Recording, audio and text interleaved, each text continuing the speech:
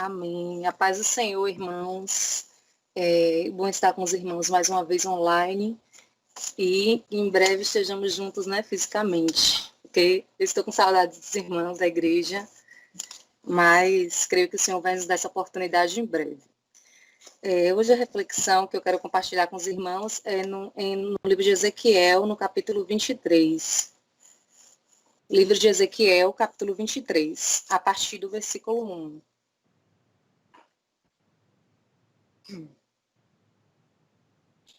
Eu vou ler aqui na minha Bíblia, amados, que é na linguagem atual. O título do texto aqui em Ezequiel está Duas Irmãs Pecadoras. O Senhor me disse o seguinte: homem mortal, eram uma vez duas irmãs que moravam no Egito. Quando eram jovens, elas perderam a virgindade e se tornaram prostitutas. A mais velha se chamava Olá, que representa Samaria, e a mais nova, Olibá, que representa Jerusalém. Eu casei com as duas, e elas me deram filhos. Embora fosse minha, Olá continuou a ser prostituta, e estava louca pelos seus amantes da Assíria. Eles eram soldados de uniformes vermelhos, nobres e oficiais graduados, todos eles jovens atraentes, oficiais de cavalaria. Olá foi prostituta de todos os oficiais assírios, e a paixão dela os levou a se tornar impura, adorando os ídolos assírios. Ela continuou o que havia começado como prostituta no Egito, onde tinha perdido a virgindade. Desde os seus tempos de mocinha, os homens dormiam com ela e a tratavam como prostituta. Por isso, eu a entreguei aos seus amantes assírios, a quem ela tanto eles a deixaram nua, prenderam os seus filhos e filhas e depois a mataram com uma espada. Em toda parte as mulheres falavam a respeito do fim que ela teve. Apesar de ter visto isso, Olibá se tornou uma prostituta ainda mais sem vergonha e imoral do que a irmã. Ela também se apaixonou pelos nobres e pelos oficiais assírios, soldados de uniformes vistosos, e pelos oficiais da cavalaria, todos eles jovens simpáticos. Vi que ela era totalmente imoral. Assim, a segunda irmã seguiu o mesmo caminho da primeira. Pode ficar com o texto aberto, amados, que nós vamos ler outros versículos. Então, esse texto de Ezequiel, eu particularmente acho um pouco, assim, com a linguagem um pouco difícil de entender. Mas, com certeza, existe uma revelação de Deus para nós através desse texto. O texto em si é uma alegoria, né, que Deus faz falando de duas irmãs que representam Samaria e Jerusalém, que eram capitais de Israel e Judá. Ele fala que se casou, que fez uma aliança com essas duas cidades, que no caso são as irmãs, e teve filhos. Só que uma delas começa a se envolver com amantes, que são os amantes da Assíria, né, quando a gente lê falando de oficiais graduados. E Olá, ela praticou muitas imoralidades. E diz que essas imoralidades começaram desde o Egito, desde que estavam no Egito.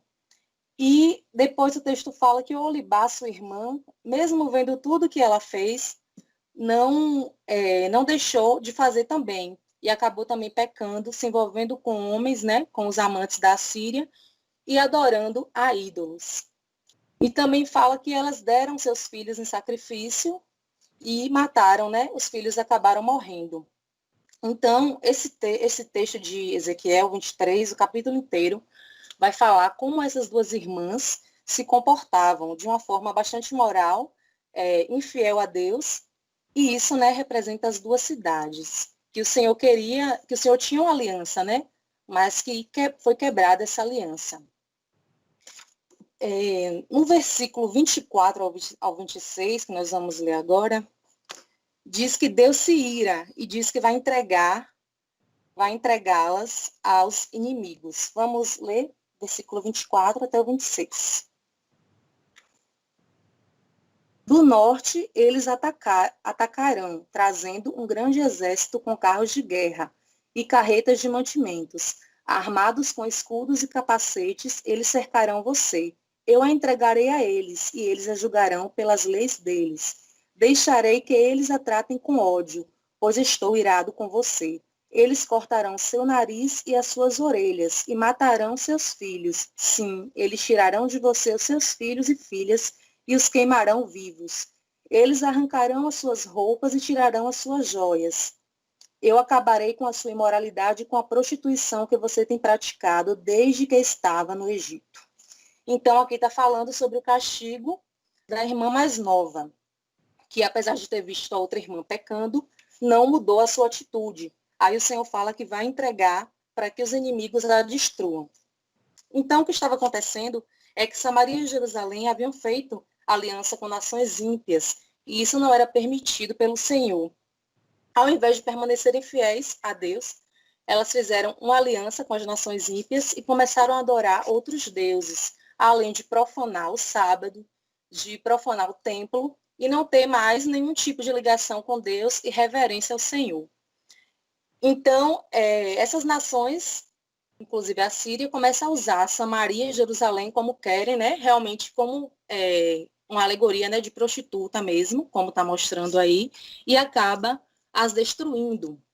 E Deus realmente deixa que o castigo dele, né, venha sobre elas. Tanto nesse texto, como no livro de Oséias, a gente vê que Deus faz uma comparação da aliança dele com o seu povo com o casamento. Eu também gosto muito do livro de Oséias, quando o Senhor trata dessa forma. E ele mostra que, também no livro de Oséias, né, a aliança com ele foi quebrada e as nações foram infiéis a ele novamente. No versículo 37, no versículo 36, amados, eu quero ler com os irmãos. Deus faz uma pergunta para Ezequiel. Versículo 36.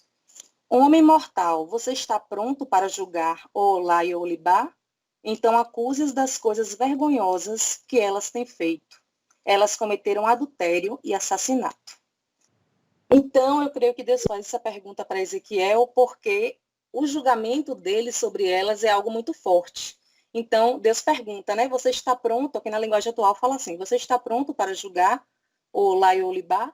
Então, acuse das coisas vergonhosas que tem feito. Porque realmente o julgamento de Deus sobre elas duas, né? Era algo forte. Pelos pecados, como consequência dos pecados, né? Que elas tinham cometido contra o Senhor. Então, trair ao Senhor, aos princípios de Deus, gera grandes consequências. Eu percebo através desse texto que muitas têm feito aliança com Cristo, mas com o passar do tempo, as pessoas vão se deixando agregar por valores, por opiniões, por teses, que não tem nada a ver com a palavra de Deus. E isso acaba afastando as pessoas do caminho do Senhor. Eu lembro que no caso, desde adolescente, né, que eu sirvo ao Senhor, eu tive a oportunidade algumas vezes de ministrar a palavra para adolescentes e para jovens. E o que eu falava era isso, não negocie os valores de vocês, os princípios da palavra de Deus. Porque às vezes quando a gente entra na igreja, que é assim jovem, né, que é adolescente, as pessoas acham que é só empolgação, que depois aquilo vai passar e a gente vai sair da presença de Deus, não vai ficar. No caso, como a minha família também não era cristã, não sei se pensou isso, né? Mas acontece muito. E eu sempre dizia para eles, não negocie os valores de Deus que vocês estão aprendendo aqui na igreja. Não deixem o Senhor por qualquer coisa.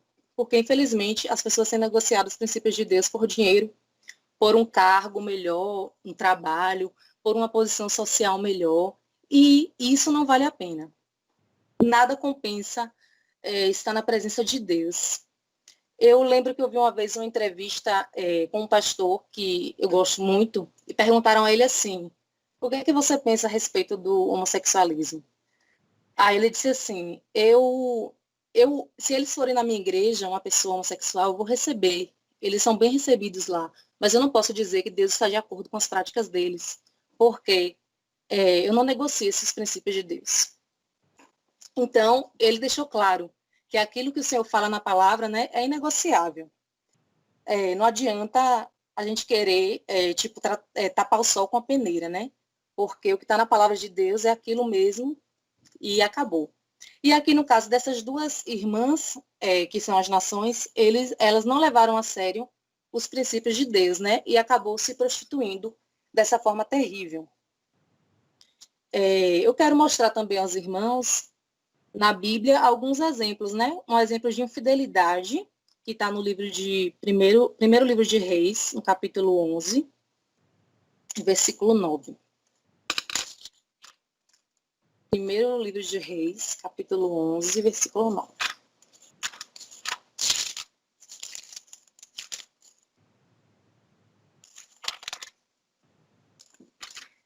Vamos ler. O Senhor, o Deus de Israel, havia aparecido a Salomão 2 vezes e lhe havia ordenado que não adorasse deuses estrangeiros. Mesmo assim, Salomão não obedeceu ao Senhor, mas afastou-se dele. Por isso, o Senhor ficou muito irado com Salomão e disse: Você quebrou a sua aliança comigo e desobedeceu aos meus mandamentos. Por isso, eu vou tirar o reino de você e vou dá-lo a um dos seus oficiais. No entanto, por amor a Davi, o seu pai, eu não farei isso enquanto você estiver vivo, mas durante o reinado do seu filho. E não tomarei dele o reino inteiro, mas deixarei que ele fique com uma tribo por causa do meu servo Davi e por causa de Jerusalém, que escolhi para ser a minha cidade. Então, amados, aqui nesse texto do 11, começando do 1, se os irmãos poderem ler, os irmãos vão ver que Salomão se envolveu com muitas mulheres, né? 700 mulheres, 300 concubinas, e aquilo não agradou o Senhor. E esses relacionamentos que ele teve fez com que ele acabasse adorando outros deuses e abandonando o Senhor. Então, Deus, aqui nesse versículo, mostra que ele está irado com Salomão e diz que ele não obedeceu e por isso ele vai tirar o reinado dele, mas que não seria enquanto ele estivesse vivo por causa de Davi, porque Davi foi fiel ao Senhor. E disse que depois, quando seu filho viesse a reinar, né, ele tomaria e deixaria o filho dele só com uma tribo. E foi realmente o que aconteceu. Porque Salomão quebrou uma aliança com Deus por causa de relacionamentos amorosos que não eram permitidos pelo Senhor. Agora eu quero mostrar um exemplo de fidelidade no livro de Gênesis, capítulo 39.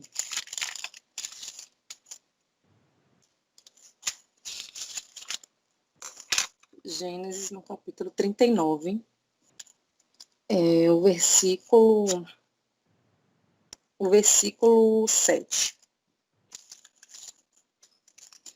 Aqui a palavra do Senhor fala assim: Algum tempo depois, a mulher do seu dono começou a cobiçar José. Um dia ela disse: Venha, vamos para a cama. Ele recusou, dizendo: Escute, o meu dono não precisa se preocupar com nada nessa casa, pois estou aqui. Ele me pôs como responsável por tudo o que tem. Nesta casa eu mando tanto quanto ele. Aqui eu posso ter o que quiser, menos a senhora, pois é mulher dele. Sendo assim, como poderia eu fazer uma coisa tão imoral e pecar contra Deus? Então, aqui é o exemplo de José, um exemplo lindo de fidelidade a Deus. Uma das histórias da Bíblia que eu também mais gosto, mais admiro, é a história de José do Egito, quando ele rejeita ter intimidade, né, com a esposa de Potifar, porque ele zelava pelos seus princípios. José tinha um compromisso com Deus e ele não aceitou, né? Como todos sabem, ele não aceitou essa proposta da esposa de Potifar e foi fiel ao Senhor, diferente do exemplo de Salomão que nós vimos e do que está escrito em Ezequiel. E como último versículo que nós vamos ler, Apocalipse, capítulo 2, versículo 10. Não tenham medo do que vocês vão sofrer. Escutem, o diabo vai pôr vocês na prisão para que sejam provados e sofram durante 10 dias. Sejam fiéis, mesmo que tenham de morrer, e como o prêmio da vitória, eu lhes darei a vida. Em outra linguagem está dizendo, eu lhes darei a coroa da vida. Isso daqui é a carta à igreja de Esmirna, né? Que o Senhor está falando com a igreja está falando com a igreja que estava numa cidade rica, era uma cidade portuária, e esses irmãos, eles eram pobres materialmente, mas eles eram ricos espiritualmente, porque eles eram fiéis ao Senhor. E aqui a palavra diz que eles sofreriam uma perseguição de 10 dias seriam provados, mas que eram para ficar firmes, porque se eles ficassem firmes, ele ganharia como prêmio a coroa da vida. E o que o Senhor quer da igreja, o que o Senhor quer de nós é isso, é fidelidade. Eu acredito que essa mensagem de hoje, né, para mim, em primeiro lugar, e eu estou compartilhando com os irmãos, o Senhor quer nos tratar sobre fidelidade. Até que ponto nós conseguimos ser fiéis a Deus, de que forma estamos sendo fiéis ou em que estamos falhando. Aqui na Bíblia tem vários exemplos, além desses que eu li, de fidelidade e também de infidelidade. Mas vamos tentar, né, cumprir com a palavra, com a aliança que nós temos com o Senhor, porque essa aliança vale mais do que muitas coisas. Às vezes as pessoas negociam os valores, trocam o seu compromisso com Deus por outras coisas e nada vale a pena. Na verdade, acham que estão ganhando, mas estão perdendo, porque a fidelidade ao Senhor não tem preço. E essa igreja, ela era de uma cidade que ela estava em uma cidade que o pessoal era muito fiel ao imperador. E quando eles se convertiam, os cristãos se convertiam, eles eram perseguidos e provavelmente perdiam seus empregos. Então, eles perdiam para ganhar. Eles perdiam, não se importavam em perder coisas materiais para estar com Cristo. Então, amados, na verdade, eu não tenho mais muito a falar, né? Porque a palavra do Senhor que eu sinto hoje para essa manhã é essa: fidelidade ao Senhor. Vamos tentar ser fiéis ao Senhor em tudo. Eu conheço muita gente que é fiel ao Senhor, que diz que é fiel ao Senhor só porque é fiel em dízimo e oferta, mas tem falhando em outros pontos. Tem gente que é fiel ao Senhor em algumas coisas, mas falha em outras coisas. Mas vamos tentar ser fiel ao Senhor no máximo, porque a Bíblia diz que ele tem uma recompensa para nós. E independente disso, né? Só em estar com ele já é maravilhoso. Só o sacrifício dele na cruz por nós já foi muita coisa, né? Já foi tudo. Então, voltando para Ezequiel, vamos analisar, né, a história. Quem não conhecia, ou quem já conhece, né, que possa ler essa história das duas irmãs. Eu acho muito forte alguns versículos, a forma que é tratada a imoralidade, a forma que elas se comportam, mas é algo que fala no nosso coração, que mostra, né, como o Senhor quer a fidelidade do seu povo, como o Senhor fica irado com a idolatria, com coisas que quebram a aliança com ele, né? Porque Deus realmente é um Deus de aliança. E é isso que ele quer conosco. Amém? Então, uma reflexão mesmo, amados. Que o Senhor possa abençoar e completar no coração dos irmãos. Amém. Glórias ao Senhor. Aleluia, Pai. Somos gratos a Ti, muitíssimos gratos, não apenas pelo que o Senhor tem feito, mas pelo que o Senhor é. Aleluia. A forma como o Senhor age, tanto amando como corrigindo. A tua correção também faz parte do teu amor, do projeto do teu amor conosco. Te agradecemos por tudo. Te agradecemos pela semana que passou, cada luta, cada notícia, cada dificuldade, cada momento de prazer, também aqueles momentos mais difíceis. Por tudo nós te agradecemos, Pai, porque passamos pela semana e estamos aqui, atravessamos e estamos aqui de pé na presença do Senhor. Aleluia. E assim continuaremos de pé na tua presença, caminhando na tua presença, buscando a fidelidade na tua presença. Ó Deus, nos ajuda, teu Espírito Santo nos capacite cada dia a honrarmos o nosso chamado e a estarmos de pé na tua presença, Senhor. Amém. No abençoando tua serva Cíntia e Giovanni, casal, amém, firmando seus passos, a sua aliança, cada dia, Senhor. Pedimos pela vida da tua serva Andréa, irmão Jesus, e amém, tua serva Larinha, Abraça os teus filhos, conduz, dá-lhe, ó Deus, a discernimento, a sabedoria, a orientação que eles precisam. Pedimos também por Dani e Fernando, que estão aí próximos de trazer à luz nosso querido Miguel. Toma os teus filhos nas tuas mãos. Também com Felipe, ó Pai, abençoa. Sim. E cada um irmão e irmã que se encontra conectado no culto. O Senhor conhece as demandas de cada um. Verdade. Todos nós temos nas nossas lutas, ao nosso modo.